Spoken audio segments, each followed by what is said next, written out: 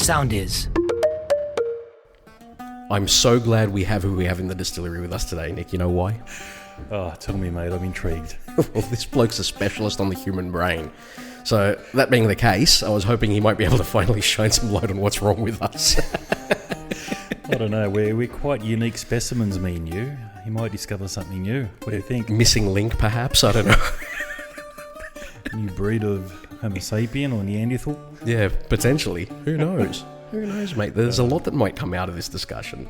Definitely. Look, I can't wait. I've read a little bit about the gentleman we're about to introduce, but very fascinating, an amazing story, and I really can't wait to get into this episode. Yeah, absolutely. Well, look, without any further ado, let's talk a little bit about our guest. I'll tell you who he is. So, our guest's a world-renowned neuroscientist and Order of Australia recipient, credited as the scientist who mapped the human brain.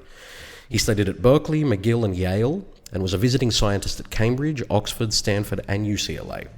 He's published 57 books. His first, The Rat Brain in Stereotaxic Coordinates, is the most cited publication in neuroscience and, for 3 decades, the most cited book in science. The first edition of his Atlas of the Human Brain received the Award for Excellence in Publishing in Medical Science from the Association of American Publishers, and the latest edition of the British Medical Association Illustrated Book Award.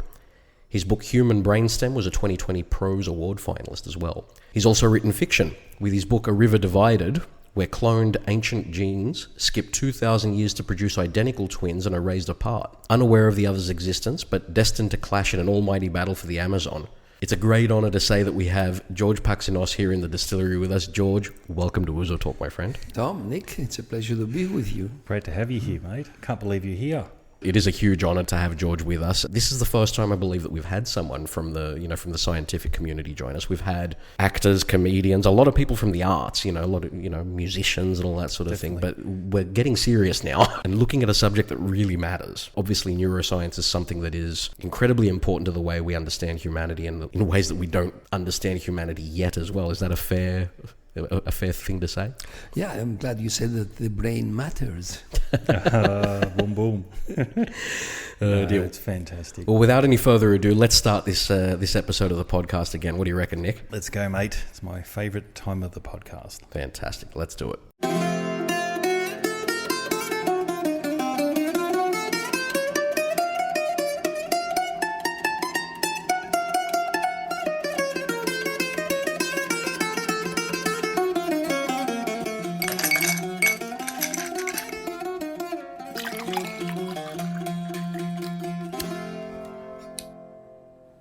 Stiniyamas, παιδιά. Stiniyamas. George, welcome. Stiniyamas. Ooh, that's nice. What are we drinking, Nick? What do you think of that, Tom? That's pretty good. It's actually a Manuscus winery. I've come up with a single variety Cicudia, straight from Crete. Come from the famous Roussanne grapes, would you believe? Okay. So we've had it in the freezer, so it's nice and chilled. It's actually a hot day here in Sydney. It's very hot. It has to be said, it's stifling in here. It probably is a bit suicidal drinking Cicudia in summer. But really it's not very Greek, is it? Is it a tourist thing? Probably, who knows?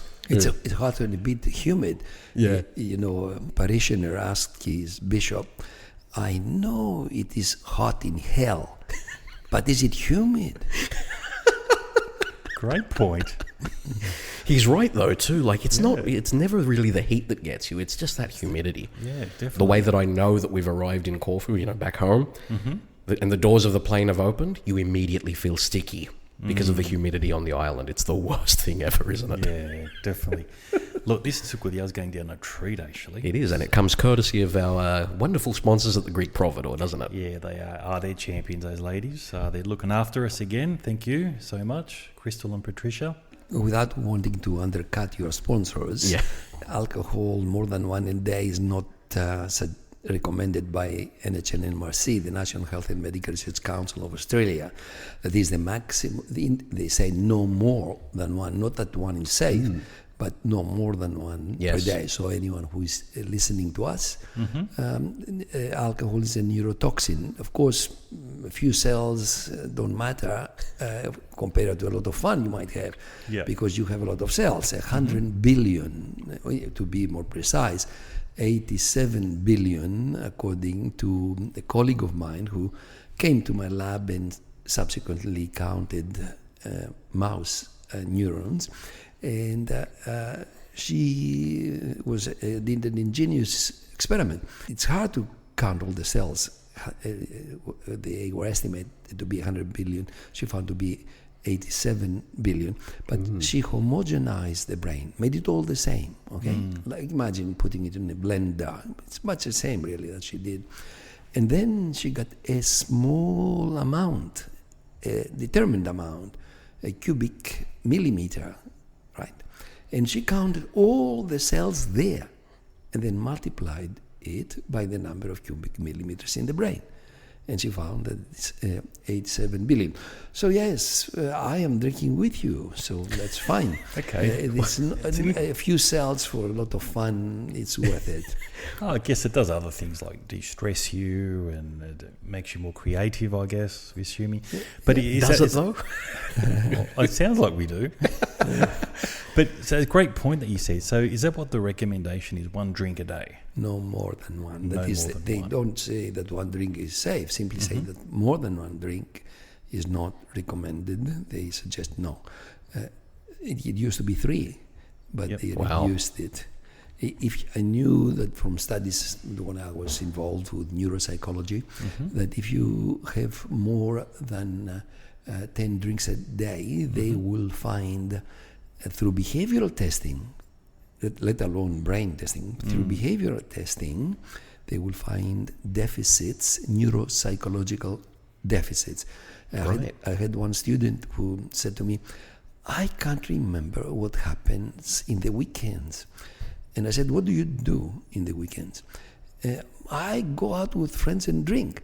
And I said, how many? And she said, I told you, I don't remember. I said, look. Not a good start. Yeah, you better stop drinking. And if you cannot control it, stop drinking altogether. And she said, but I can't do that. I'll lose all my friends. And I said, you have to choose between your friends and your frontal lobes. She actually dropped out, so presumably she didn't take my advice. I asked her to go and get tested. I expected her to be found with a deficit because she had been doing that for some time.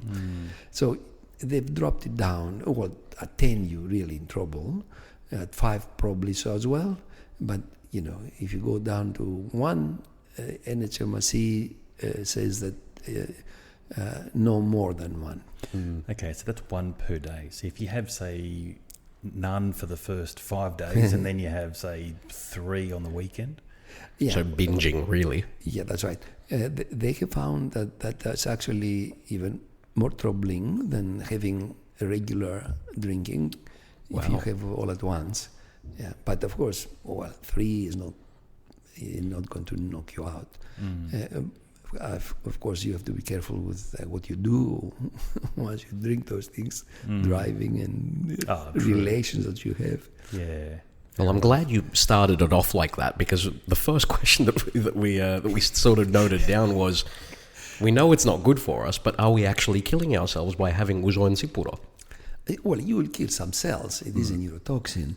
But again... Do they get replaced, though? Do they get replenished? Only marginally. That is the percentage that the new ones that will be born will be a fraction of the ones you kill. But again, this is... You lose cells even if you go and play soccer and have a header. You lose a lot of cells, in fact. Yeah. That they suspect is a cause of dementia in some players. And of course, if you play other sports where you get concussions, then you are very prone to develop early onset dementia. Dementia will all develop, good friends, if we get to 100. I don't think anyone will escape. The issue is to postpone its onset. Right. Fascinating. So everyone will get dementia at one stage, depending how long you live. Yeah, I mean, you hear that my grandfather was 100 and he was absolutely lucid. Did he undertake a cognitive test? No, he didn't. So, okay, if there's an occasional person who is not demented at 100, that might be the case.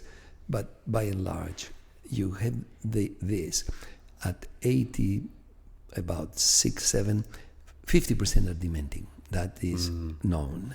Okay. And then every 6 years, dementia doubles the percentage of demented people, starting at 60 with 1%, every 6 years doubling. So you can see that you are not far from getting 100% success for dementia. Sorry, can you just repeat that? So at 60 years old, 1% get dementia. Yeah, 66. 66 is 2%. Yeah. 72 goes to 4 and so forth. Yeah, that's right. Okay. And generally speaking, obviously. Yeah, I'm not sure about Alzheimer's specifically, that one. Of course, there's plenty of dementias. The most common form, the garden variety, is Alzheimer's, that accounts for about 60% of dementia in people.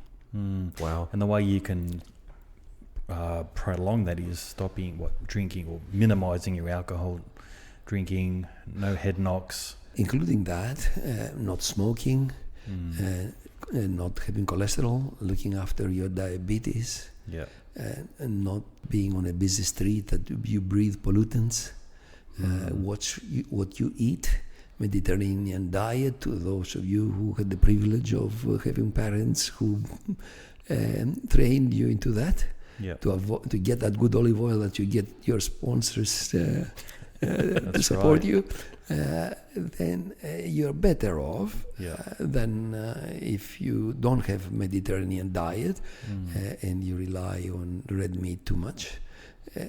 Then, of course, in general, obesity is also a predictor. And also it tells you that you'll die younger if you eat a lot. Regardless of what you eat, basically, everything you consume is a burden. And I hear that the pears in Greece are sprayed 24 times. Okay. They're good sprays, but how good are they? I mean, you want to be subjecting yourself to that. I guess, but what are you going to do? You're going to eat them. Yeah. So everything you eat is some burden. The one thing that scientists know is that if you deprive creatures of food, such as the rat, the snail, the monkey, deprive them, and then you give them only 3/4 of what they would otherwise eat ad libitum, that is, the cage mate eats that much. Okay, to these guys that were on my experiment, I am going to give them 3/4 of what the cage mate, the other person, is eating, right? You find that they live longer by a lot. No, the rat lives about 3 years, where they could get to 4 years. The rats that are deprived lifelong of some deprivation, of course, of food. So even food is a burden, but there are things that you can do. I mean, firstly, because I'm a neuroscientist, probably you asked me to come here because of that capacity. Neuroscientists, to make a disclaimer, have not cured any disease, but they are not altogether useless in that they have identified factors which can enhance or at least prevent the decline of cognition. And they are simple, actually. One of them is physical exercise, all right?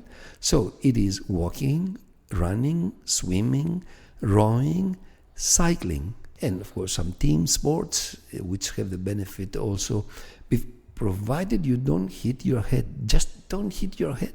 Yeah. It's not a good idea. These sports provide also some social interaction, which is another thing that is related to delay of dementia. That is, if you have friends, it is as good as, let's say, as exercising. It's another factor. So it's the social, you mean having a discussion, what we're doing today, it improves your cognitive processing. Yeah, not only, but the affective issues, the fact that you feel pleasant with your friends, all these things. Depression is a predictor of dementia. If you're depressed, you're more likely to get it earlier than someone else who's not depressed, other things being equal.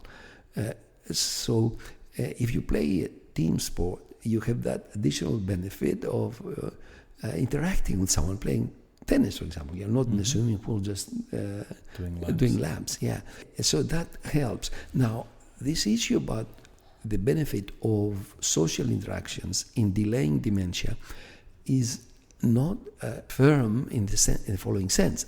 There's a relation, but they don't know. In science, it's very difficult to prove what is the cause, what is the effect, and what cause coincidence. It is not easy to determine that. So, for example, it could be that people who are already in good state and they are not prodromal states of developing dementia, they are really doing okay. They are the ones who actually can also establish the relationships. And the other guy who's dementing already, because we're dementing about 10, 20 years before we are actually show the clinical signs, those people who are not dementing, they can actually form those relationships. The other guy who's dementing has difficulty, and he's left by the wayside in matches of whatever it is that they play. Wow. So is that a fact? So you start to accumulate, or I guess the onset of dementia 20 years before. So you don't even realize it. Yeah, that's what they think now, that it's a lot earlier. The plaques and neurofibrillary tangles, the two telltale signs of Alzheimer's disease. Alzheimer himself identified those. They start accumulating. I would have some, so before you're 80, and then they get more numerous, and then they actually have an influence on behavior. The brain itself shrinks, regardless, because those people who think they're 90, 100, they're totally, absolutely clever and all that. Just wait. Certainly their brain has shrunk. The brain shrinks with age. All right. I don't study brains from people my age. In fact, nobody above 60 do I take to study, because there are already some changes. The most striking of which is shrinkage. And the consequence of shrinkage is that the spaces between those ravines, the sulci in the cortex, passively expand, right? The brain shrinks and cerebrospinal fluid fills in those spaces. Also the ventricles expand, the cavities in the brain, because the neural tissue has withered part of it. So the more gaps you have, it gets filled in by this liquid. Yeah, passively. And then there's no way of extracting that. I mean, you need something there to support the brain, but to inflate the brain again, because it's shrunk. Is this grey matter that we're talking about, a reduction in grey matter? Yeah, grey or white matter, right. Either way. Both of them, they shrink. There are multiple insults to the brain with age. One is shrinkage, but there are also cell loss, which probably accounts for some of the shrinkage. If you lose the cells, then you'll have less matter there. There are also inclusions in the cells that don't belong there. The neuron usually does whatever it does and then expels those things that are not required for its functioning.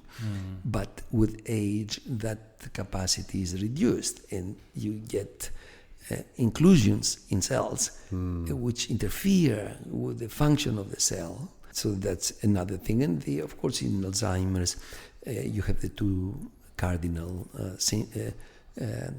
neural events of plaques and neurofibrillary tangles.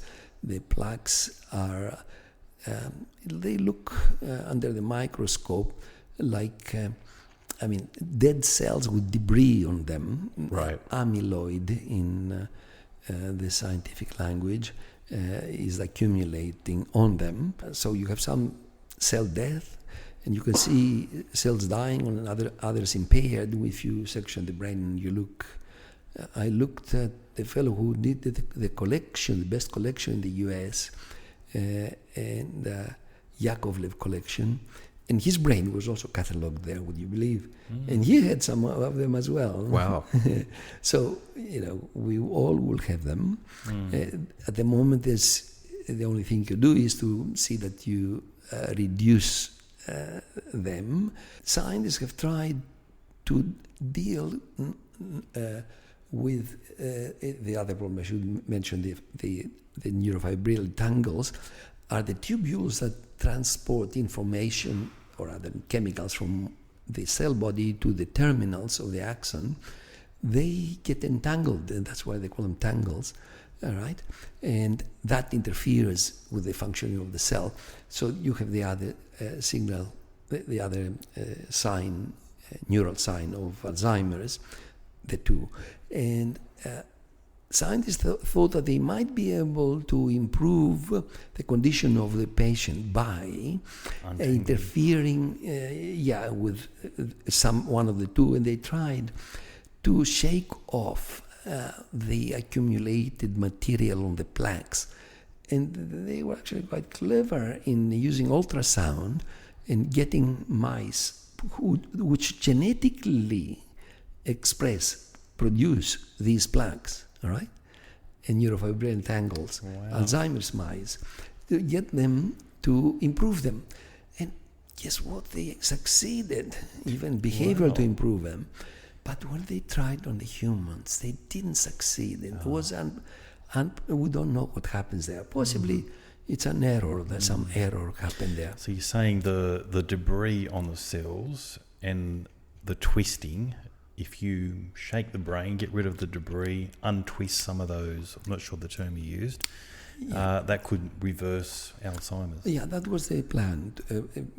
Specifically the first part of your sentence, to shake out the amyloid protein that accumulates onto the plaques and make the plaques go away, so to speak, or at least not have that additional material there accumulated.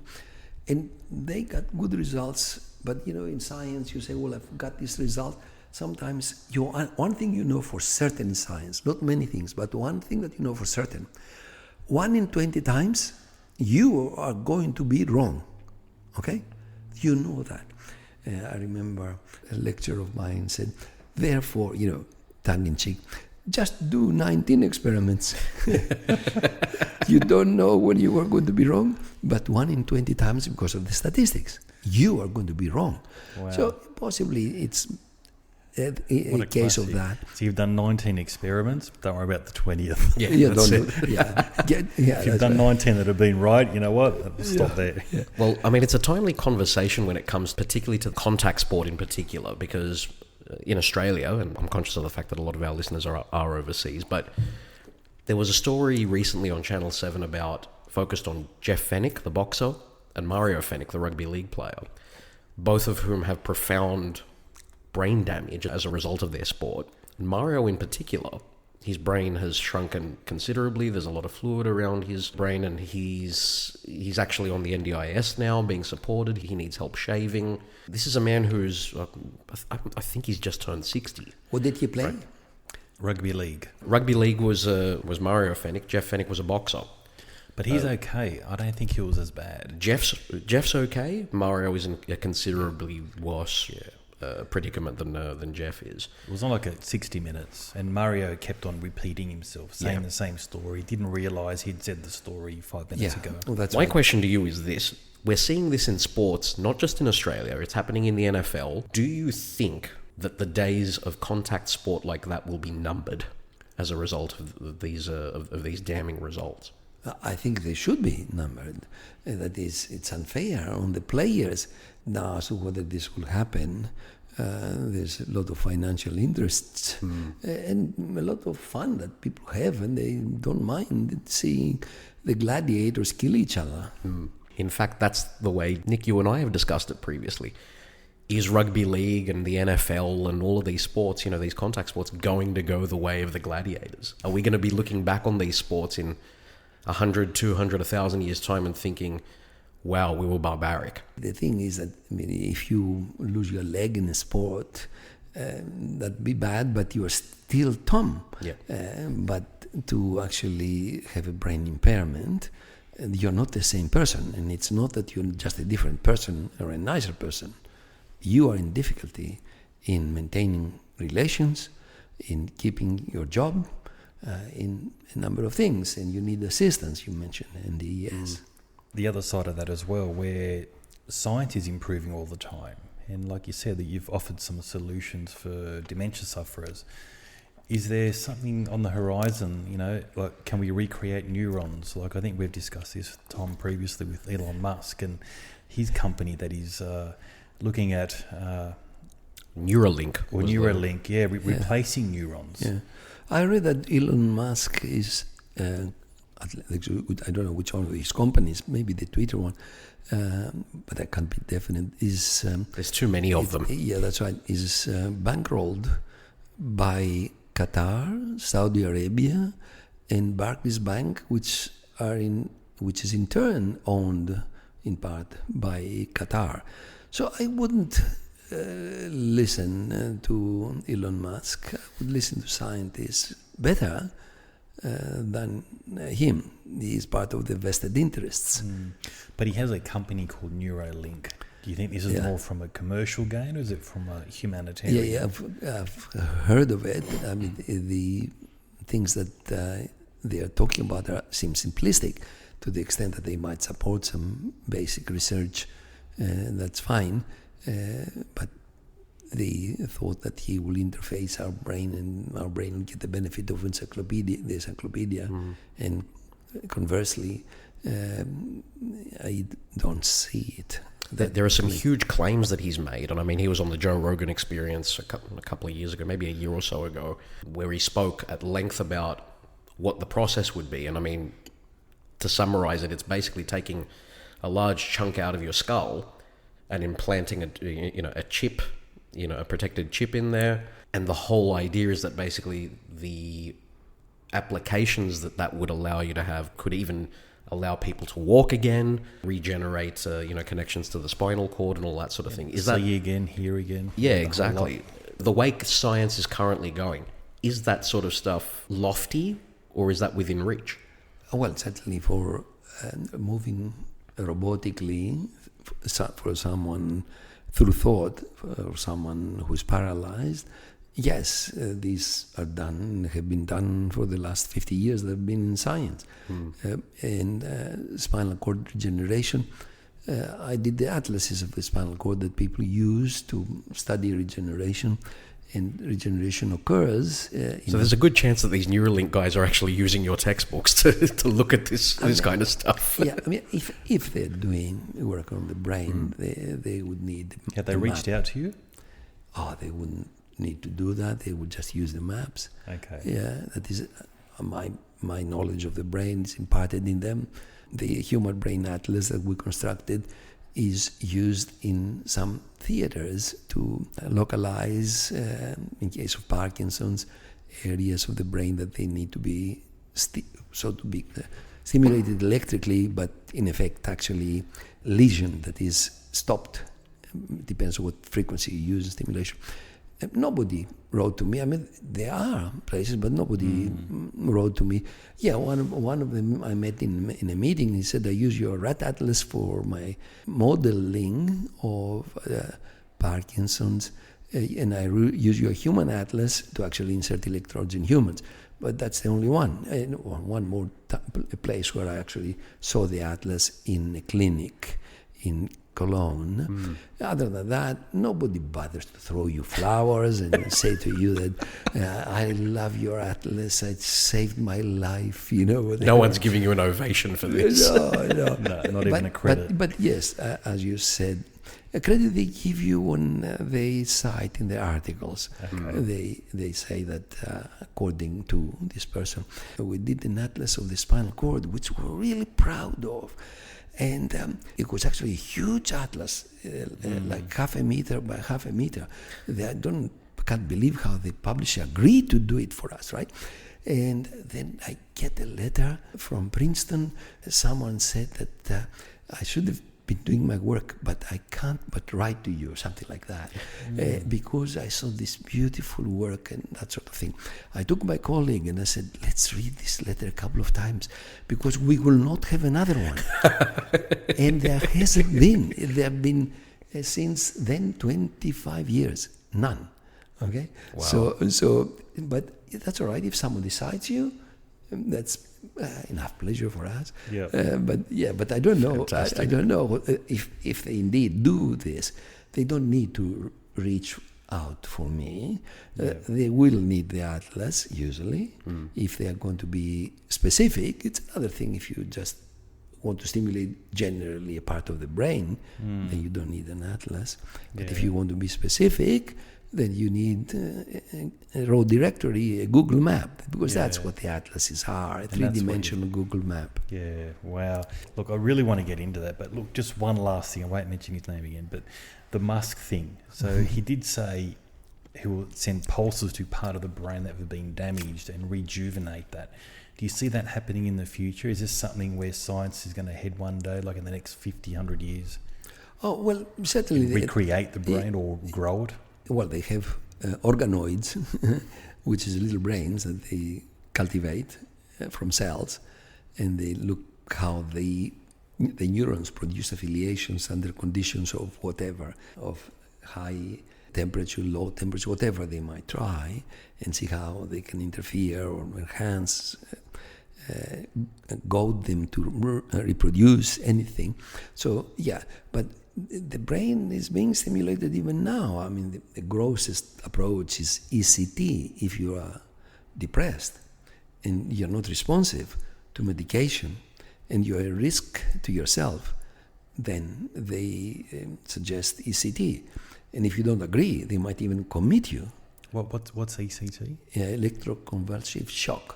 So they put, now they're more specific. They don't do the whole brain. They do one hemisphere, and they have the result that they want.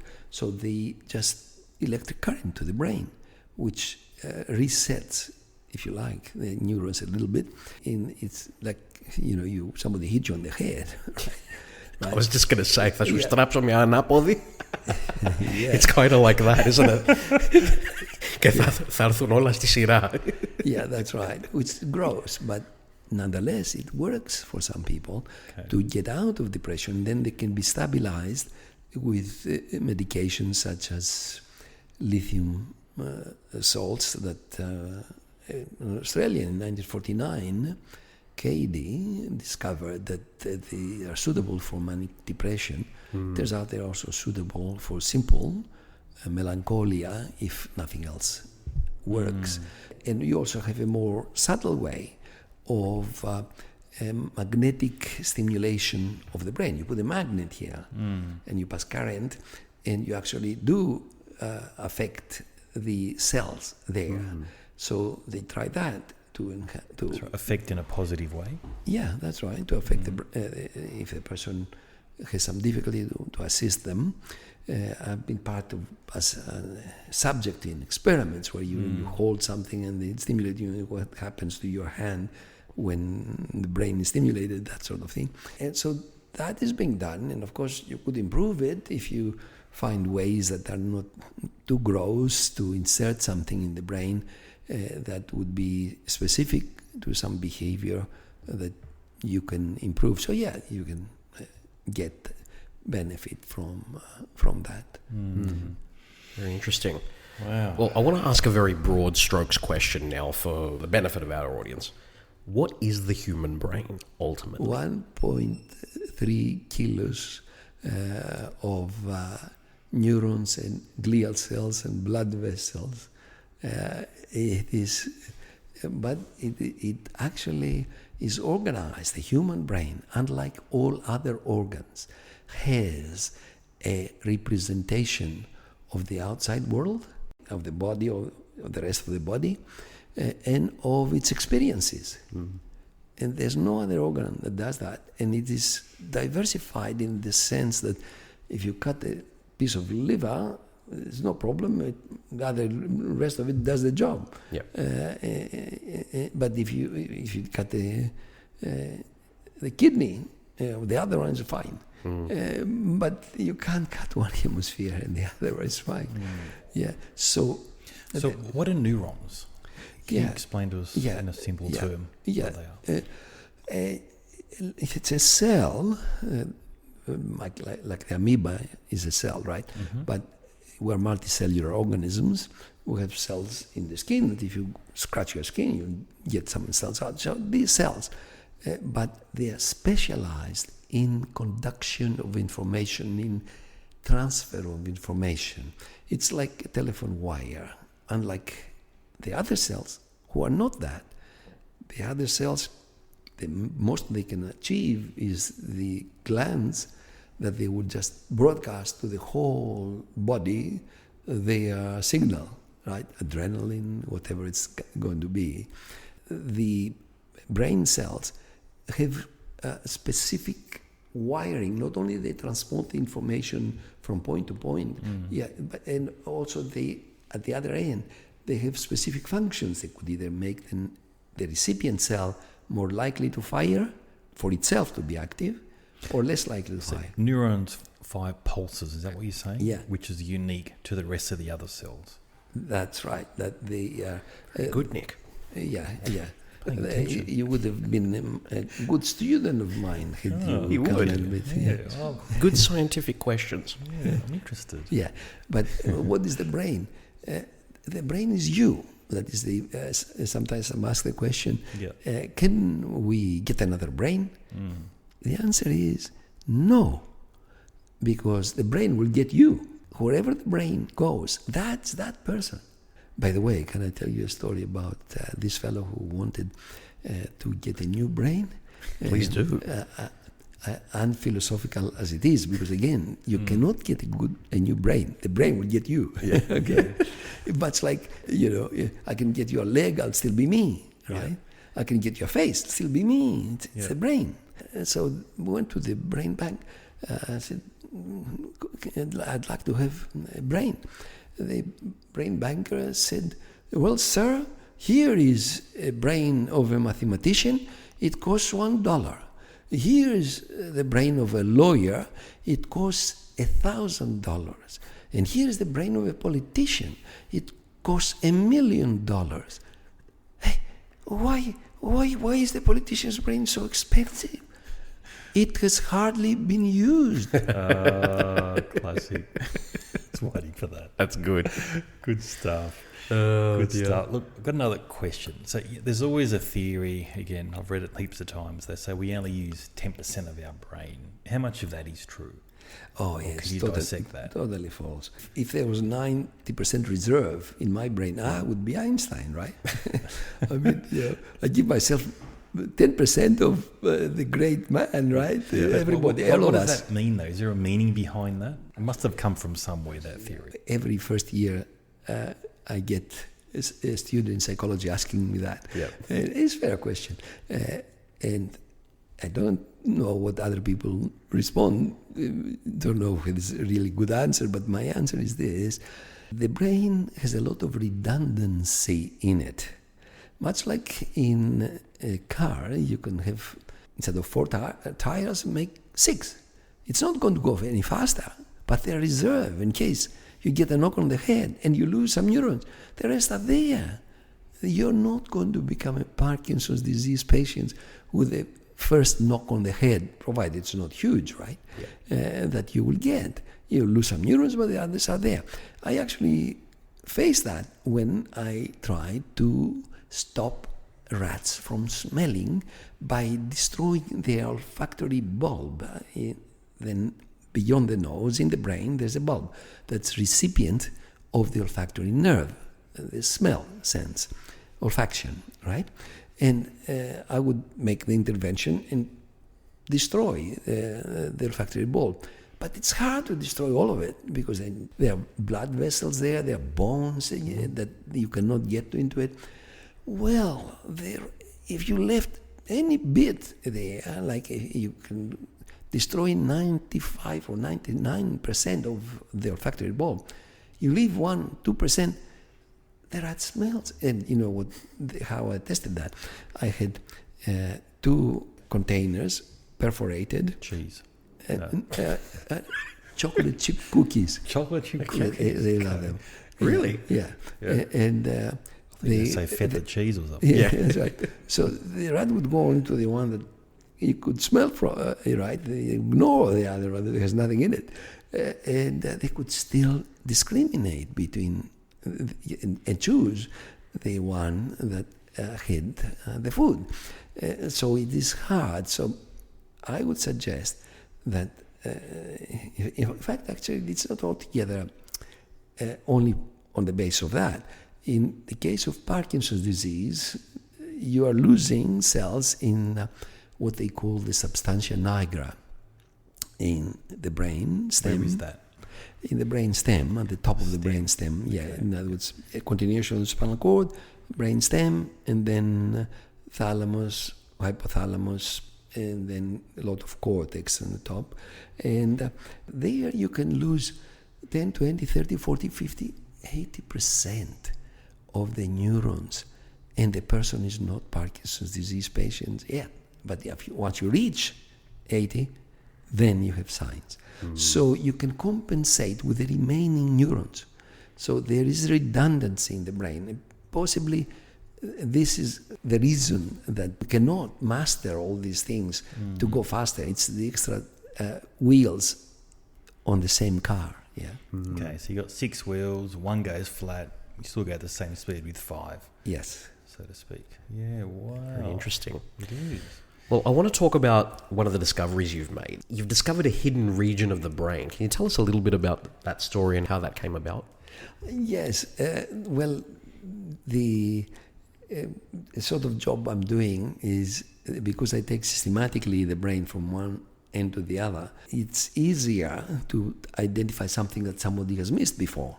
Because if they are simply, as most people are, working on one area, they don't know whether the thing there actually belongs to the previous area, to another area where someone else is working. But it's like combing through the brain. And I had noticed something like 30 years ago that there was this area, and I put a question mark on my maps, in my private maps, not published with a question mark. And I, at the same time, that is 30 years ago, I was working with a colleague in the US who was in possession of tissue, of brain tissue, people who died, that is, they donated their brain, and that they had been subjected to sectioning of the spinal cord in certain parts, in what they call anterolateral chordotomies. That is, the spinal cord was severed, was sectioned, because they had incurable pain. And they thought then, the scientists, that if they cut the wires, then that pain would not come up. Little did they know, it was still there. Really? So it didn't help. They don't use those operations. Once you establish a condition in the brain, if you have pain in the leg, which initially caused it, subsequently you cannot alleviate it by cutting that nerve. So anyway, that was the principle here is that I had in my possession data from people who've been subjected to these spinal cord surgeries, and we could study the connections of the spinal cord, and we saw that they went to this place and other places, but it didn't have a name, this place, and I didn't connect these two things that I had noticed with my stains, a place in the pathway, embedded in the pathway from the spinal cord to the cerebellum, and I had also in my possession this data that there's a spot in that area, amongst other spots, there were others as well, that the spinal cord connects to that area. And I just didn't bring them together for 30 years. And when I saw it, I thought of the other datum, that here is one of the places that the spinal cord projection terminates. Then I said, well, I have two data.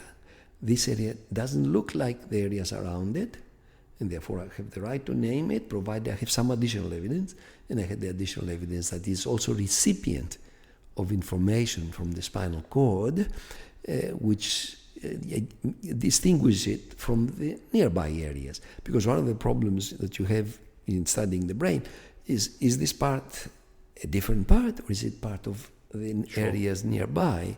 I was also faced with the problem that I hadn't seen it in the atlases of the monkey, of the rat, because I hadn't looked well in the monkey. The rat doesn't exist, but in the monkey it does exist. Initially I thought, maybe I found a part of the brain that's different and the monkeys don't have it. I mean, can you believe there's something to show for that we are humans?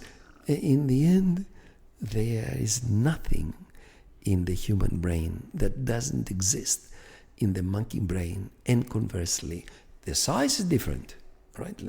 Let's face that. We have a species specialization. We are endowed with large brains, but in comparison, for example, with the chimpanzee, twice as large, 600 grams, 1,300 grams for us. But if you look at the specialization that species have, just consider the giraffe. It has a huge neck. What is it? A couple of meters, right? Okay.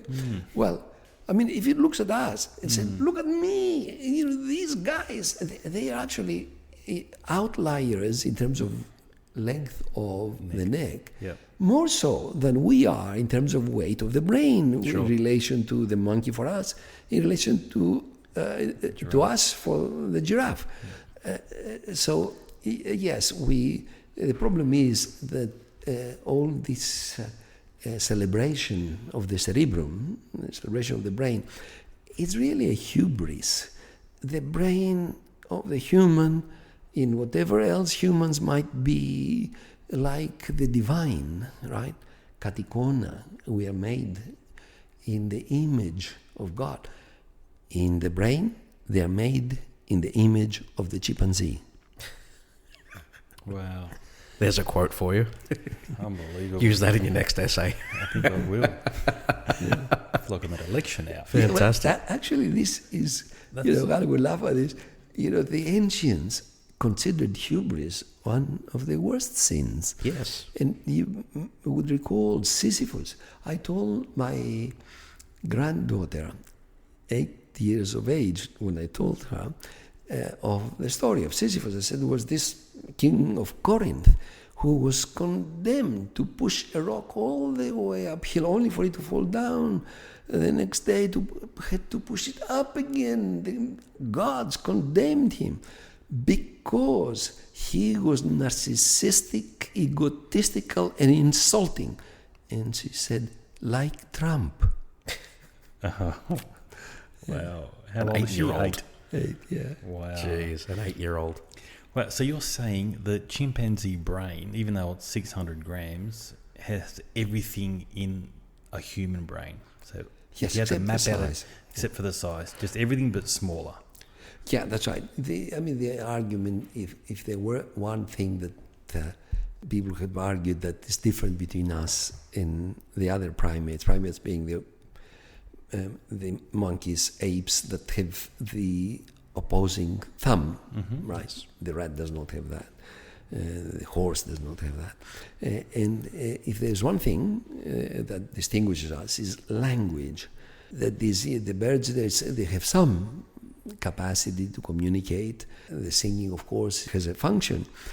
The chimpanzee is not without linguistic capacities, can't speak because of the arrangement of the chords, presumably, but it can actually, with symbols, learn up to 3,000 words. And can tell the difference if you show him a cartoon between a cartoon, the two cases, right, of the boy hit the ball, the ball hit the boy. They're two different statements, but the words are identical. And the chimpanzee can pick the correct answer if shown an image. So it's not a superficial. Your dog, my dog, knew Greek. Wow. I mean, and the intonation, of course. You can say Olive, and she'll come and wag her tail. And if you say Olive, she put her tail under between her legs. Yeah. She knows that she did something wrong, right? Yeah, pick the tone. Absolutely. So this capacity to communicate is there in other animals, but in I presume scientists by and large presume that it's the size that matters in the human. Amongst humans, the size isn't so important. I was going to say, because some people have bigger heads than others. Size does not matter. Well, well, I'll just give you the evidence, and you can infer what you like. I didn't choose my partner on the basis of the hat size that she wears. Yes. But there is a small correlation between brain size and intelligence, but virtually negligible, so you don't have to worry about that. Of course, whoever is bigger than me will have a bigger brain and a bigger palm and a bigger stomach. It doesn't mean they're smarter, because the bigger brain you have, elephant's bigger, the brain's bigger. But it needs to power this large animal.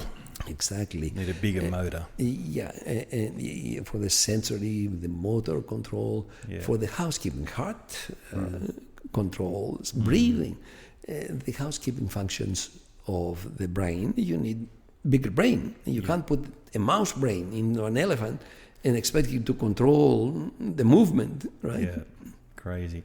So what about dolphins? I hear dolphins are very intelligent animals. Yeah, they are. Have you had much? They come high in what the scientists looked at the ratio between body size and brain size. That is, if you have for this That formula. That they come high after humans. In fact, I think it might be ahead of other primates.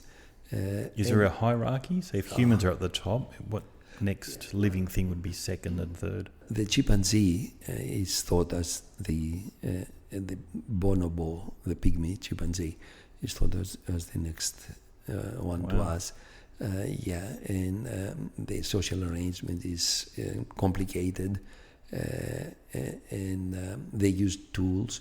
But nature has produced good brains. Even the birds, though you have heard bird brain, Cocoromulus, you actually find that they have first-class brains. They just haven't had good public relations. And consider the Caledonian crow. If it is placed in a cage, and outside the cage, but not within reach with its paws, there is food, but you avail a piece of wire, it'll shape the wire into a hook and use it to retrieve the food. So they're capable of creating tools, is what you're saying. Exactly. Tool use, and fashioning tools. And this is not going to happen with the rat. So, wow. So even the birds have nature. Everybody that you see here alive is a champion. They survived a long time. And usually because they also have a good brain. They might have additional talents, like the Helona, the turtle, having some protection from the shield. Others find other ways of protecting themselves, camouflaging, whatever, but also the brain. Yeah, fascinating. I remember hearing Neil deGrasse Tyson talking about, I think it was the habits of a pigeon, whether they could prove that a pigeon was superstitious or not. Oh yeah, of course you can cause superstition in pigeon right away. Yeah, I'll tell you how. Okay, put them in a box, leave them alone, but intermittently, without any particular schedule, deliver food. I think this was the experiment that he was talking about. You go next day, and you will find one pigeon lifting the right wing, the other one being on one leg, the other one turning around. Thinking that they actually managed, because it just happened that when the pellet fell, it was doing that thing at that moment, so it attributes it to that. Wow. Wow. That spun me out when I heard that. And there you go, confirmation. There you go. I actually had scientists. had the pleasure of meeting the person who studied the pigeons the most, and it was a behaviorist, B.F. Skinner. Right. Skinner. I invited him to give a talk at McGill when I was running the colloquium in psychology. And he wrote the book Beyond Freedom and Dignity that argues that humans are the product of the environment. That is, we are genes, which confer some predilection, but shaped, sculpted by our environment. And if I could say that I actually spent some time writing about this issue in a novel that I wrote, A River Divided. It was just released in Greece under a different name, O Amazonios Anamesamas, the Amazon between us. And this novel deals with identical twins raised apart. I'm principally interested in the environment, but and psychology, of course, neuroscience. But I wanted to indicate how the environment shapes us. So I have, following a formidable discovery in Israel, I have identical twins born to different mothers, though. One in Argentina, one in Sydney. One in Buenos Aires, the other in Sydney, in different environments in the slums of Buenos Aires, in affluent eastern suburbs of Sydney. And they produce the identical twins have some common traits, as you would expect from the genetic contribution, but the environment shapes that. And you have them meeting for the first time in the opposite sides of the environmental battle in the Amazon. One of them working for the construction of a hydroelectric dam for green energy to reduce pollution, and the other one opposing the construction of this dam because it was going to harm the Amazon. And I had the opportunity there to show that as different artists would sculpt different statues from the same block of marble, different environments shape different characters, even in identical twins. So it's the issue of who is responsible for our behavior, and that was influenced by B.F. Skinner on this. That is, who are we exactly? And we are the product of what we have met. I mean, there's, even in the poem Ulysses, Lord Alfred Tennyson states, I am part of all that I have met. So we are molded by our environment, and in this sense, our character is shaped much like, from the genetic endowment that we have, of course, much like Praxiteles sculpted Hermes out of a block of marble, much like Phidias sculpted Apollo in the temple of Zeus in Olympia. So we are genes sculpted by our environment. And you can show this easiest, I think, that there's no freedom. That is, the brain will make a decision on the basis of its experience up to today. And you have no choice whatsoever. You have been molded by the environment. Today, of course, you might have other experiences, and tomorrow, under the same circumstances, you might make a different decision, opposite decision. But at any given time, the brain will make the decision on the basis of two and only two factors, over which you have no choice. One of them is your genetic endowment, you don't choose your parents, and the other one is the environmental influences. For example, intra-utero, was your mother smoking? Was she drinking? Did she check for placenta insufficiency on the third trimester or not? That is, you're born already influenced by that environment.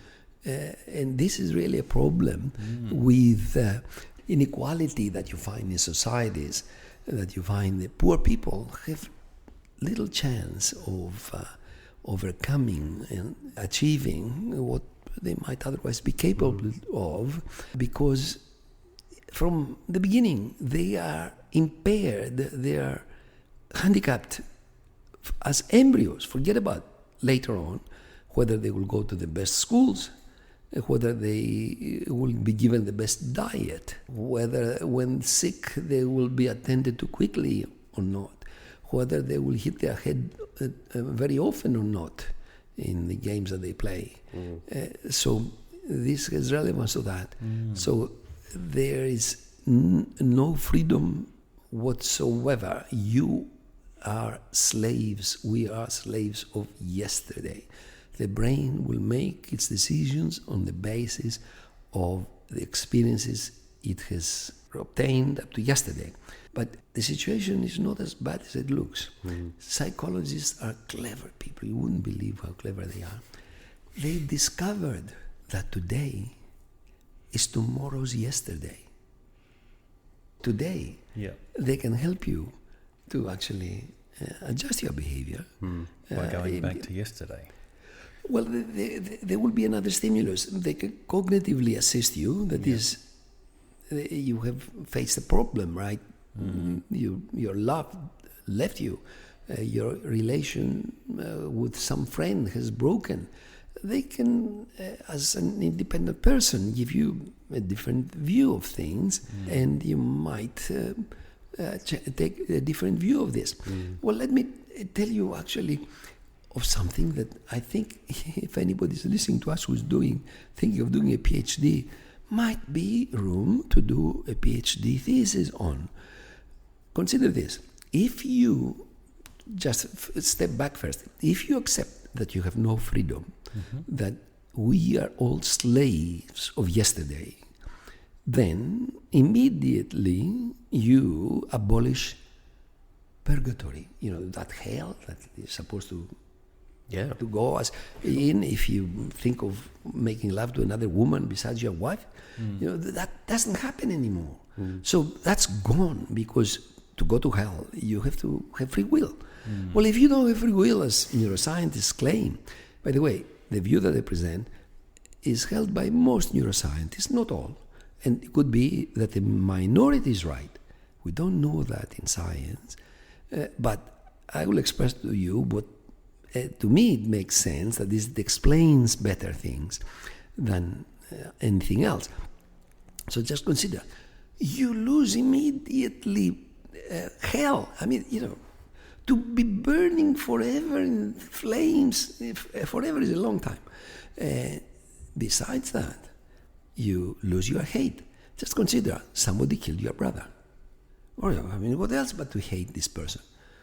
And yet, Christ on the cross said, forgive them, for they don't know what they're doing. In other words, if they knew, if they had learned, had been where we have been, they would be with us.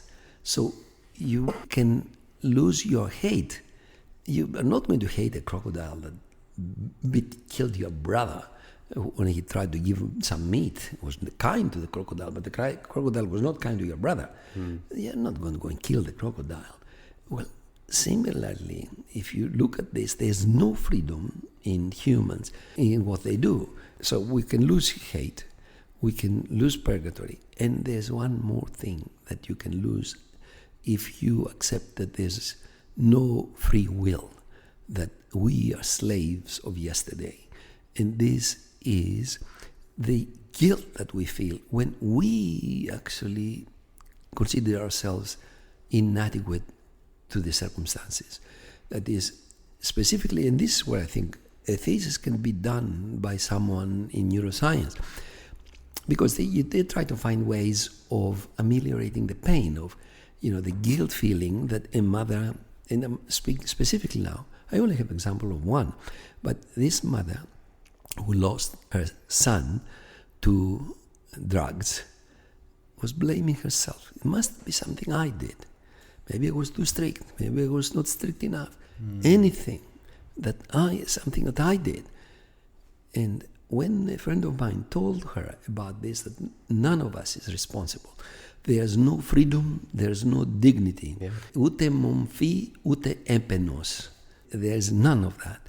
Then she said she felt better. I don't know for how long she felt better, but certainly she said that after some time, that my friend spoke to her, that it felt some relief. She felt some relief, thinking that I also tried the best I could. I didn't succeed, but I tried. So the concepts of neuroscience, of the mention of free will, or of what makes us what we are. For one thing, we are our brain. The experience we have are encoded in there, and they influence our behavior. We are not going to go and stone a lady who allegedly burned the Holy Bible, right? You are not going to do that. But if you were born in a country like Afghanistan, some of us might have participated in the stoning. Can you imagine to all your life to be told that there is this God, that you must worship him, and anybody who insults your God, you must get rid of him, otherwise it will be the greatest sin that you do if you don't get rid of him. And there you go, you got your chance now to get rid of this person. So in other words, we are all victims or beneficiaries of the environments we were born in. And the sooner we understand that, we'll understand behavior. And the behavior can be explained that way, and it cannot be explained by assuming free will. For example, in love, you can show this more readily. What does Voskopoulos say? Θεέ μου, αν θέλεις το καλό μου, βγάλ την αυτήν από το μυαλό μου. God, if you want my good, please take her out of my mind. Well, if you get her out of your mind, why? God might have other obligations. So you can see in Carmen, l'amour il n'y a jamais connu de loi. Love never knew the law. So the poets knew something about this. And we know that people who are abandoned, more than 50% of them, interfere with the person who abandoned them at their home, at their work, at the internet. Some of them hit her. Some of them kill her. Some of them commit suicide. If only they listened to neuroscientists, they would know that the girl or the boy cannot anymore make herself love him than he can make himself forget her. I don't know what to say about all that. I mean, that's incredibly profound, and I just wonder whether, I mean, you said that you would want to see someone do a thesis on this. I wonder whether it's just a neuroscience thesis. There's a philosophical portion to it. Would one complement the other? Would you like to see multiple disciplines try and attack this problem? Yeah, I mean, it could be a thesis in psychology, in psychiatry, and in neuroscience at large. I'm offering it to anybody who ideas don't cost anything. I'll be happy. The philosophical questions that it brings up are so profound. Well, that's right. And philosophers actually coming on side with neuroscience more so on this issue of free will or lack thereof. But I have to tell you this, friends. I was in Bondi Junction and I was writing my speech, and there came a lady and sat across from me, and I said, "Excuse me, can I ask you a question? Do you have free will?" She said, "I do. But I don't think many out there have free will." And this is the irony. Everybody thinks they are free, but the others, I'm not so sure about the others. This is very Socratic of you, by the way, to just be asking questions like this on the street. Well, so far I have not been hit with a bag on the head. But another one I asked, I said, "Excuse me, question again." And I said, "Do you have free will?" And she said, "Here in Australia we do." She mistook it. Yes, for being freedom to act. I mean, that is, anyone can act on or not act on an emotion. That is, you see, pretty girl pass by. and it is someone that you know, and you love her acting. Let's say she's an actress, and you can refrain from saying, "Excuse me, Grace, I love you, and I want to marry you," and you can restrain yourself. Nobody argues that. But if you love her, and that's the one you love, you can't do that. Okay? So this is the distinction, right? You cannot change your wants. You can rob a bank or not rob a bank, but wanting to rob a bank, you cannot influence that. That's what the philosophers say. Wow, okay. What do you reckon, Tom? I don't know where to start unpacking that. Well, if anyone's out there, I'd love to see this. Inspired by George Paxinos via the Uzo Talk podcast. There you go. He just made me think of something else, though. I was reading something recently, and I can't for the life of me remember where it was, but it was talking about impulses that people have. There's an impulse, for example, to turn into oncoming traffic or do something that they know is going to be very detrimental to their life and income and all that sort of thing. According to this thing that I was reading, everybody has these types of feelings, but is this an environmental thing that we learn to push against them, or what makes people take the decision to turn into oncoming traffic? Well, I hope that nobody does that when I'm driving. Yeah. But well, I mean, it's just next to wanting to commit suicide. From what you told me, the surprise that I have actually is that people who hold beliefs such as that the Democrats in the United States, which half of the Americans nearly, right, that have pedophile networks and that the world is governed by a cabal of blood drinking big shots. And they believe all sorts of things, believe in UFOs, right? They believe that they have been abducted. But I'm surprised that when I meet them on the street, they are driving and I'm driving, they actually see me and they don't hit me. Point. Yeah. I mean, if you believe all that stuff, how come you see the tree? I mean, because it's as paradoxical as saying that the tree doesn't exist. It's a great point. Yeah. I like the fact that you mentioned aliens. Going back to your book for a second, A River Divided, we've seen a lot of scientists over the years who have dabbled in fiction. Carl Sagan is the first that sort of comes to mind with Contact. What was your inspiration for going down that path as well? Was Carl any kind of inspiration for you to actually do the work? Mine was the outcome of a defeat. It was when I failed to achieve anything in the environmental causes I participated. I tried to introduce light rail to Sydney. It was exactly 30 years ago and failed. They constructed it later, not the way they should have, but nonetheless they constructed it. So possibly we had some influence later on, but for me it looked a total defeat. I thought rather than trying to stop someone from cutting a forest, I will succeed better. Certainly I failed the other way. If I were to work upstream of behavior, attitude, and made them want to protect the forest. So I thought if I could only write a novel, that I would take the reader with me through the arc of the hero. But I didn't have an idea. And 10 years after thinking about something, to write something, the idea came. It was one of the pre-Christmas parties that happen often here, having summer and Christmas coincide, that one friend said, I notice you're going to Spain. You should go and see San Juan de Compostela, where the bones of St. James are buried. I thought, well, yes, I'll get some DNA and see how the guy looks.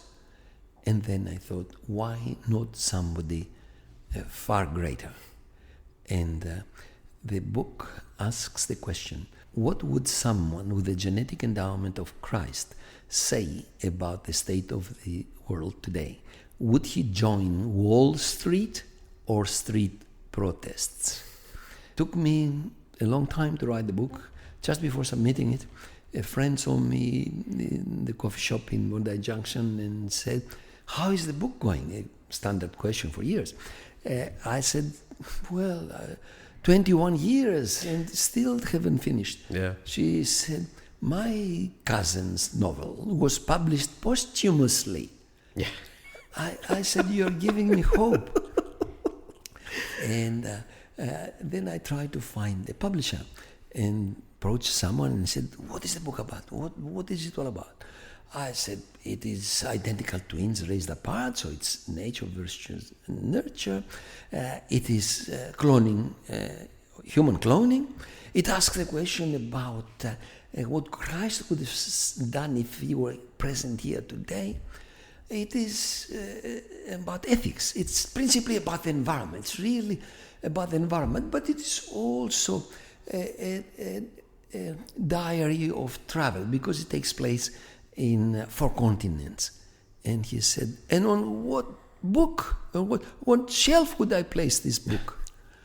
And until that moment, I was convinced of Woody Allen's theory. If you are a bisexual, you double your chances for a rendezvous on a Saturday night. So which shelf did it end up on? The question. At the moment, actually, I've got some good friends who have worked in the Amazon and had footage of the Amazon, and they juxtapose the book, excerpts from the book, like one-liners, and at the trip through the Amazon. And you hear the birds, so it's actually done well. So it is a story of many things, of love, because you have the identical twins meet for one moment only to be lost forever. They will never meet again. And there's a woman who stood by both of them. And there's the issue of forgiveness in the book, much like Christ forgave his assailants. One of the brothers forgives, and I will not say more, but forgives a lot. Do you get it in audiobook as well? Yes, there's actually a very pleasant voice. Who is it? Yours? No, it's not mine. Emma, what's her last name? Anyway, Emma. We're a big fan of the audiobook here. Yeah. Well, no, it is. Yeah, if they look at it, the e-book form, it's only $11 Australian. I have put my journey through neuroscience. Things that you asked me previously, nearly everything. They will find that the book touches on those things. Yeah. Because that's all I knew, and I really wanted to sensitize people, to present some of the scientific evidence on environmental issues, which are not minor, and I cannot see a solution to them. And I can just refer to my granddaughter again when I asked her, tell me something you will do today that does not damage the environment. Running. I said, that's good, but if you run, you will need more shoes, and the factories will have to make more shoes. Then running barefoot. I said, that's very good, but if you run, you'll build up an appetite, and they'll have to kill more chicken to feed you. Then sitting on a chair. I said, that is good, but to make a chair, you have to cut a tree. Then lying on the ground naked. Wow. What a smart granddaughter. Hey? Good stuff. Yeah. Look, I want to go right back to the beginning. So obviously you've got Greek heritage. So tell us where you were born and how you got into neuroscience. Yes, it is Ithaca, a village on Ithaca. Yeah. And I went to high school there. It was at the end of the Second World War. I was born, I remember, part of the Civil War. And unfortunately, I lived a period of the prosecution of the intelligentsia in Greece, and those who actually were amongst the heroes, not the only heroes, the communists were amongst the heroes of the resistance. Yeah. And my brother was involved with the resistance, elder brother, and he left for the United States because he saw what was happening to those who were involved with the resistance from the communist side. And my father likewise, because his boats were used to ferry guerrillas, the resistance fighters. Your father was a fisherman, was he? Or? He was fishing, but he was a chef in America illegally. They both went illegal to America. It was going on back and forth to America illegally. Okay. Yeah. Yep. But anyway, they left. Then the earthquake came in '53 that leveled things, and including my village. My sister left for Melbourne. My brother left for Africa. So you left to go wherever you could from Ithaca. Wow. It was not a place you could stay. I didn't even try to enter university. I thought coming from the countryside I wouldn't have a chance against the people who had tutors helping them. Then I went to America to my brother and father, who were then, my father was legal by then, and my brother too. And to study, and the only thing I knew at that time was mathematics. Started mathematics. I was taking an elective in psychology, and I had a charismatic teacher, and I was looking forward to that elective, and I thought, why not change my orientation and go for psychology, since I like what I hear in this domain. When I told my mother that I'm studying psychology, she said, asked, what does that mean? And so I explained there with rats that, imagine you have a rat and you do this to the rat and all that. And she said, but with rats, after so many years of school, playing with rats. Yeah. Wow. And then I was happy in psychology for 27 years. And really that is what you will find in A River Divided in the book, or O Amazonios Anamesamas. You will find a lot of psychology. But I just happened to stumble across a stain. The stain found me more than I found it, of the brain, stain of the brain. That shows the brain very clearly, as though some great neuroanatomist went and put the boundaries.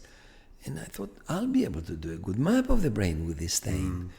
And because that first map was accepted in neuroscience, then I thought, well, better do a human. It'll take me only half a year. But before trying a human, I thought, let me try a chimpanzee. I wrote to the Taronga Park Zoo in 1990 and for the opportunity to do a postmortem on a chimpanzee brain. When the chimpanzee died, they said, would be happy to oblige, but we had not had the death of a chimpanzee in the zoo for a decade. 2 months after receiving my letter, 3 chimpanzees died. Wow. Luckily, they didn't suspect me. I was going to say. In fact, the Sydney Morning Herald reported that 3 chimpanzees died and their brains went to the University of New South Wales. So it was actually in the news that this happened and we took their brains. So how did they die? I don't know, but certainly we had to be careful in sectioning the brains in case there was some transmissible neurological disease that we can cut our finger and get a disease, just as simple as that. Yeah, true. Wow. And then, it took a long time to do the other maps, especially the human, and we're still doing maps of the human now, of the living human brain. In other words, it's one of us that are doing the work actually. It's his brain that we are studying, and hopefully we'll have a publication of a book by the end of next year on the living human brain, which is something that will have images of the very thing that the scientists and clinicians see on their screens, rather than histology, which is not the same, right? Okay, so because you understand that the problem with the brain, you don't know where you are. You're looking at an image, you say, okay, there's some abnormality here, but where am I? So you need to open an atlas. Well, if the atlas has the same images in the same modality that is also T1, T2, as they call those contrasts, then it'll be easier for you to identify where you are and not be lost. Especially the cortex looks like the Pacific Ocean, and you're trying to figure out where is a little island here that. So will this go as far as showing, for example, this is what the brain looks like, or here are the synapses firing when you pick up a glass or something like that? Is that the level of detail that we're talking about here? It will show you, Tom, the area that controls the limbs, the hand, the foot, but grossly, you wouldn't be able to detect digits. Sure. But you would know that the progression will be from thumb to little finger, and it'll be here. Very interesting. The notion of a brain cartographer, there can't be too many people out there who have that type of title. You've got it. How does one become a brain cartographer? They've called me worse things. The brain cartographer, it started with a lowly rat. Yeah. And the thing is that brains are similar. And as I mentioned earlier, the monkey, chimpanzee, even the marmoset, the small monkey, has the same parts as we do. So we do have an advantage in that. I had an advantage in that it was Volkswagen and Rolls-Royce, right? You still have wheels. So you still have, principally, certainly amongst primates, all the same parts. You still have to map stereotaxically, that is to point where these things are found in relation to skull marks, like the ear canal, the teeth, the position of the getting together of the bones, the bregma line. So you still have to do that work and to also really confirm that you have the same things in everyone. Would there be some variation between people when it comes to the placement of certain things? Yeah, everyone will have the same areas, but the real estate that the speech area, for example, occupies in you and me would be slightly different. Right. But not only do we humans have all the same areas, but even the chimpanzees and in the cortex, who are anywhere, if you were to find some discrepancy between us and the apes and monkeys, you would be the cortex, but we don't. They're all there, but the real estate they occupy could be, and who knows, could be influenced by your experiences as well, or could be producing predispositions to have a talent, auditory areas, for example. Sure. Very interesting. Far out. So if you had a brain, for example, say humans from 10,000 years ago to humans today, do you see, has the brain grown? Are we becoming smarter? Or is it just, it's always the same, we just use it differently? A very fair question. I was asked this by a lady in Athens, and she said, have we become smarter? And it happened at that time we were talking about Plato and Aristotle, and I said, certainly with respect to them, no. That's why I said 10,000. That's what they have. So my view is that the brain hasn't changed much in the last 100,000 years.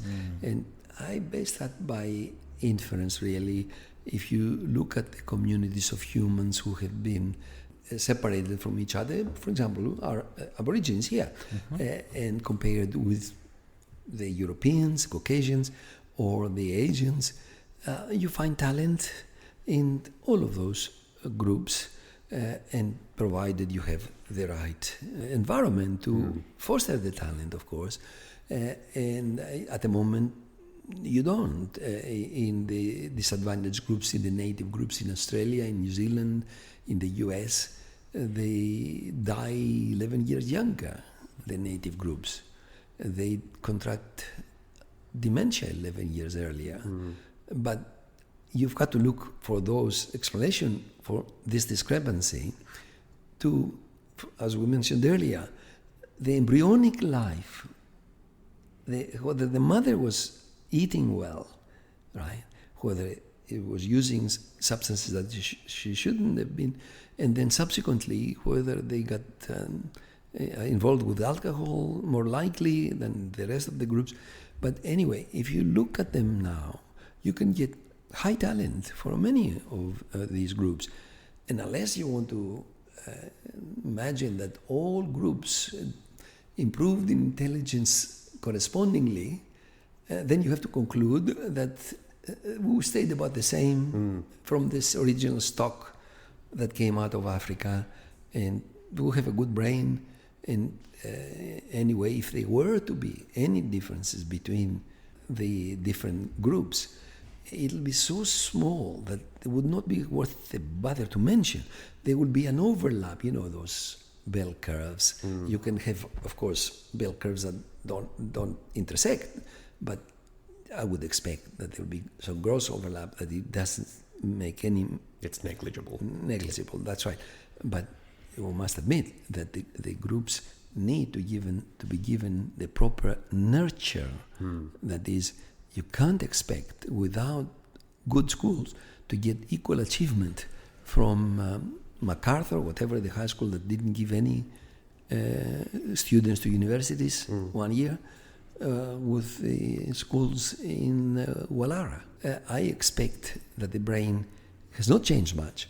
The corollary question, of course, is it going to change now? My view is that I think it will, but the question is which way, and I think it is going to be like this. Those people who reproduce a lot today, future brains will look like their brains, more so than those people who don't reproduce a lot today. Now it's up to you to decide whether the ones who reproduce a lot today are the cleverest of the mob or the less privileged of the mob. So you can make your inferences. But I don't mind which way the brain goes, unless, if only it did go somewhere, either to get cleverer or to get dumber. Just consider, the monkeys are not threatening their existence and our existence. Our technology is the development of language, and gave the possibility for technology to arrive, has produced these things that are threatening our existence: airplanes, cars, batteries, atomic bombs, and the probability of making it through for the next 1,000 years, I'm not so certain we will. I mean, we are heating the planet, amongst other things. Forget about the poisons, right?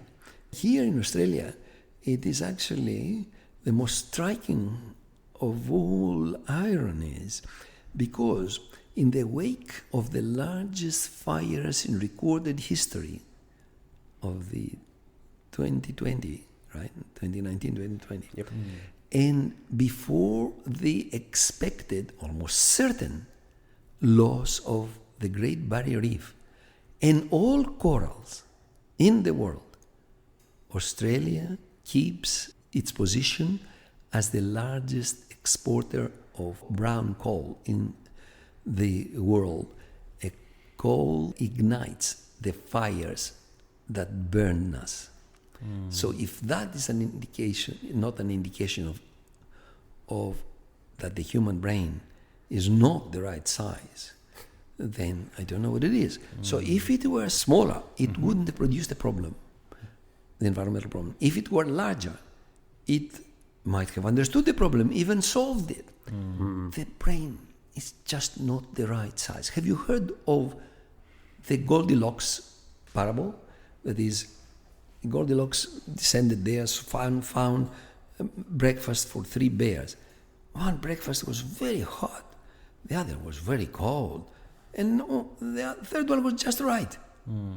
And the earth, in relation to the sun, is not too close to burn everything. It's in the Goldilocks zone. It's in the Goldilocks, not too far to be everything frozen. The Goldilocks zone. Well, the brain is not in the Goldilocks zone. Really? That's my conclusion, friends. Wow. It's hard to argue with that. So you're saying, is our brain too small, or it could be a little bit bigger? That's the inference. Being small, it wouldn't have mattered. It would have been helpful because it wouldn't have produced the technology that damages the world. That's very good. So we're at that state where we're causing more harm to ourselves. We are neither smart enough to understand the problem, not dumb enough not to produce it, to be able to produce the technology that threatens us. It's hard to comprehend because we see, and I mean, we've all had these arguments over the last few years when it came to things like COVID, when it came to vaccinations, when it came to things like, trust the science and all that sort of thing.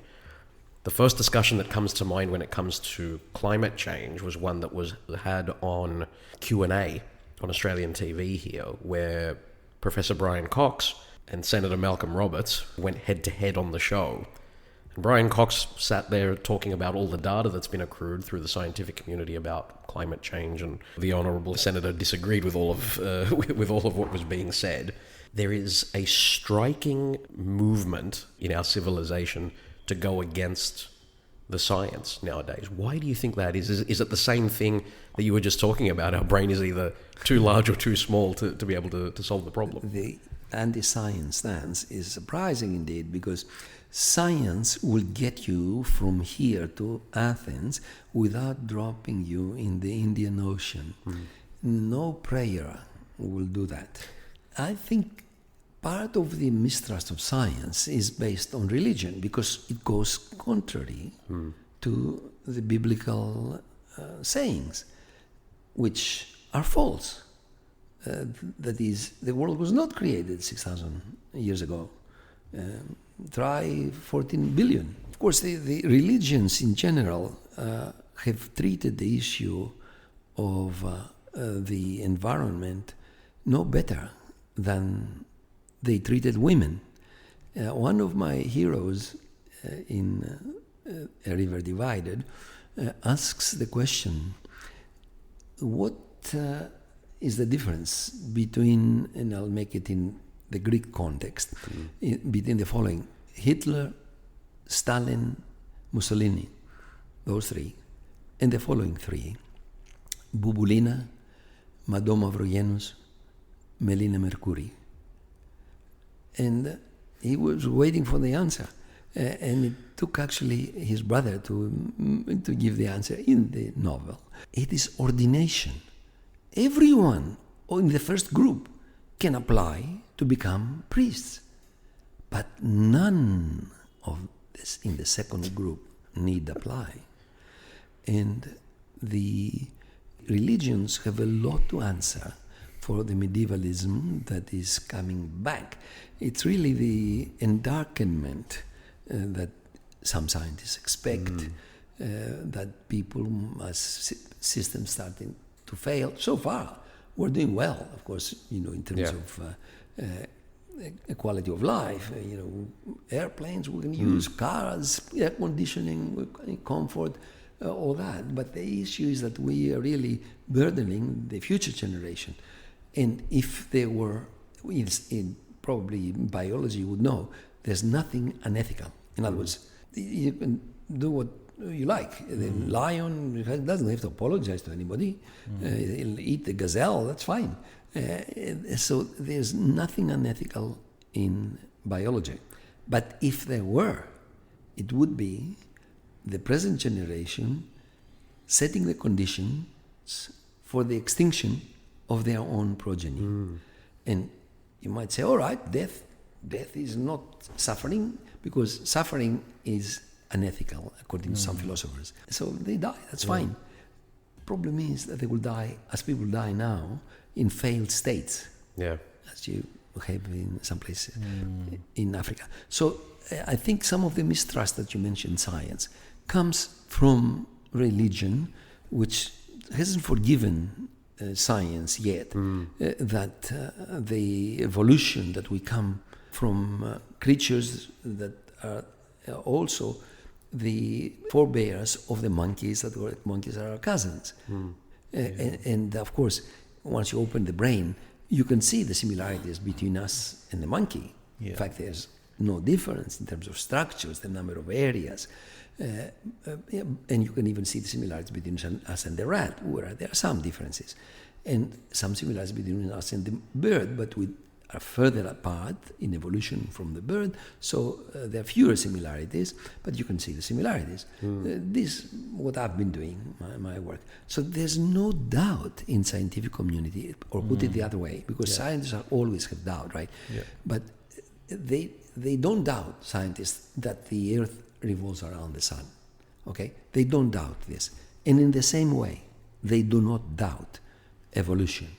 So anybody who doesn't believe in evolution, when they see the COVID virus evolve in front of our eyes, they are just opinionated people that cannot be helped.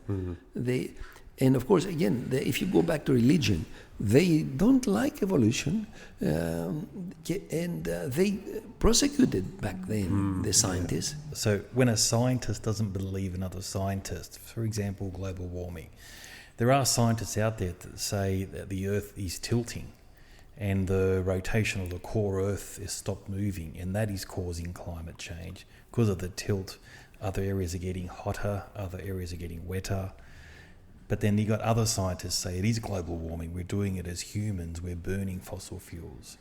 But there's two scientists with opposing thoughts. So no, there aren't.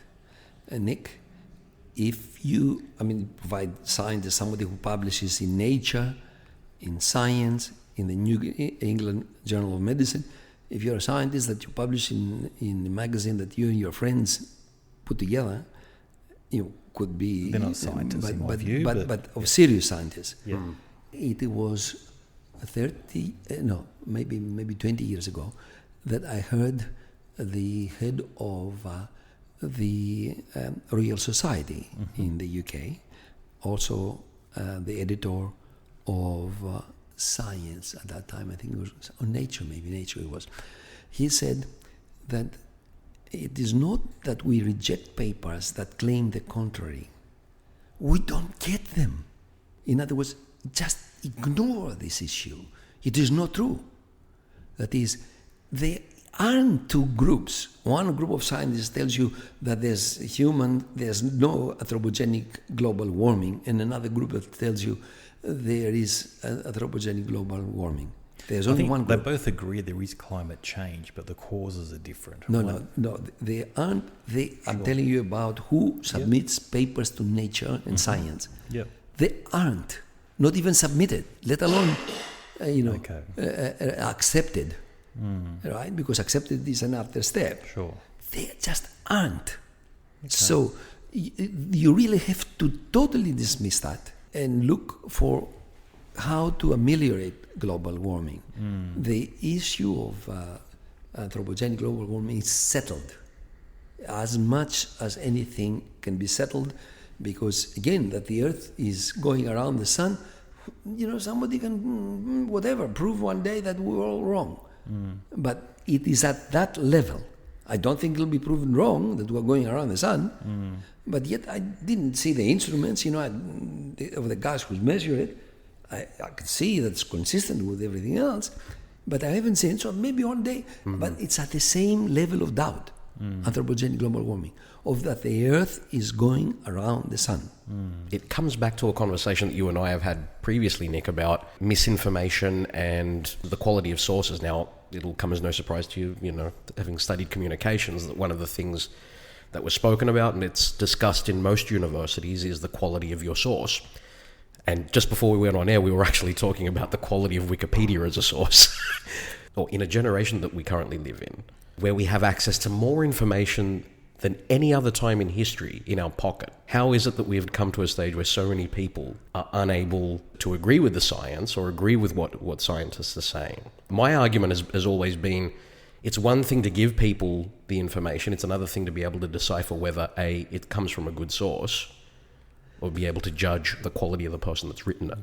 Do you see that as being, education as being one of the main factors in that? Yeah, that's what I have heard from people who know such things, that the curing of information that used to happen by the journalists who had the name to protect is not available now, and we can cocoon ourselves in our own comrades who believe in the same thing and reinforce that. The echo chamber, as they say. Yeah, the echo chamber. I mean, you would know better on those things.